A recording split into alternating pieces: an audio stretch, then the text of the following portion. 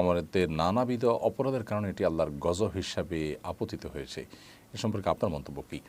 দেখুন, আরব আমিরাতে সম্প্রতি যে ঝড় জলোচ্ছ্বাস হলো, অতিরিক্ত বৃষ্টিপাত হয়েছে এবং এই ঝড় জলোচ্ছ্বাসের কারণে অনেক ক্ষয়ক্ষতি হয়েছে। পুরো জীবনযাত্রা থমকে গেছে। আপনারা অনেকে দেখেছেন মিডিয়ার মারফত যে সেখানে আরব আমিরাতের দুবাইয়ের যে সিস্টেমের গর্ব ছিল তাদের, সেখানে নাগরিক সুবিধা ছিল, সেখানে গোটা পৃথিবী থেকে মানুষ বসবাস করার জন্য যেত, আয়েশ করার জন্য যেত, তাদের সমস্ত কিছু থেমে গেছে এবং পানি নিষ্কাশন ব্যবস্থাপনা যেহেতু সেখানে নাই, সাধারণত সেখানে ঝড় জলোচ্ছ্বাস হয় না, সেজন্য তাদের কাঠামো সেভাবে তৈরি হয়নি, যার কারণে খুব ভয়াবহ একটা পরিস্থিতির মধ্যে তারা পড়ে গেছেন এবং পানি নেই, আপনার গ্যাস বিদ্যুৎ নেই, এরকম একটা পরিস্থিতিতে তারা পড়েছেন যেটা ইতিপূর্বে তারা পড়েননি কখনো।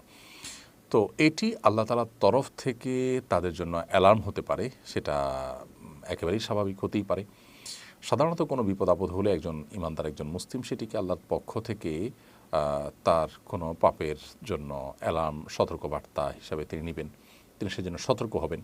কোরআনে কারিমে আল্লাহ তাআলা এমনটি বলেছেন, যহরাল ফাসাদু ফিল বাররি ওয়াল বাহরি বিমা কাসাবাত আইদিন নাস লিইয়ুযিকাহুম বা'দাল্লাযী আমিলু লাআল্লাহুম ইয়ারজিউন।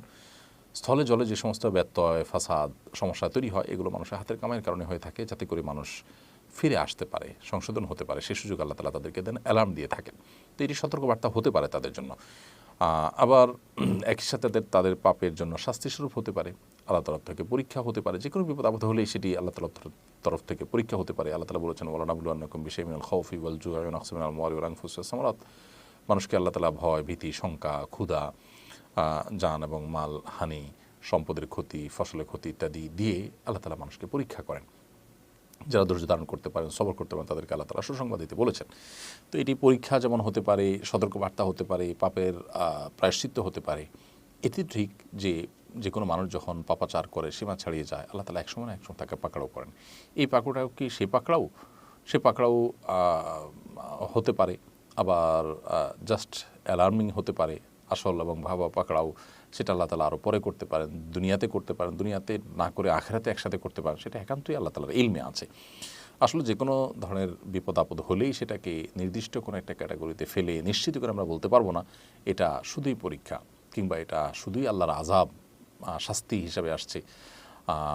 এরকম নিশ্চিত করে আমরা বলার সুযোগ নেই, কারণ আমাদের কাছে ওহী আসে না। নবীগণ থাকলে তাদের কাছে ওহী আসতো, তারা বলতে পারতেন যে এটা আল্লাহর পক্ষ থেকে আযাব হিসাবে আসছে, এটা আল্লাহ তাআলার পক্ষ থেকে পরীক্ষা হিসাবে আসছে। কিন্তু আমরা যেহেতু সবগুলো অপশনই এখানে আপনার সম্ভাব্য, সো আমরা এটাকে আল্লাহর পক্ষ থেকে পরীক্ষা হিসাবে নিতে পারি, অ্যালার্ম হিসাবে নিতে পারি এবং সতর্কবার্তা হিসেবে নিতে পারি, পাপের শাস্তি হিসেবে নিতে পারি।